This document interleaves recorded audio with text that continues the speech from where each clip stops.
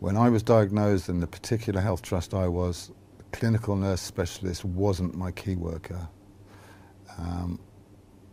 If you have access to a key worker who is a clinical nurse specialist, when in your hospital, then I would always recommend you to turn to that person. And I've learned a little bit more about my disorder. There are a few, even who are CLL specific, but they're very few and far between. It's become more common now that everybody's treated by a multidisciplinary team, and clinical nurse specialist is part of that. It is a bit of a postcode lottery if you have access to a clinical nurse specialist. But if I was to signpost anybody first for information, the first thing I always do is ask them to ask them if they've got access to a clinical nurse specialist, speak to them, find out what resources they have to hand to signpost and what they recommend. The experience of my own clinical nurse specialist was when I was going through treatment. It was fantastic, it was amazing.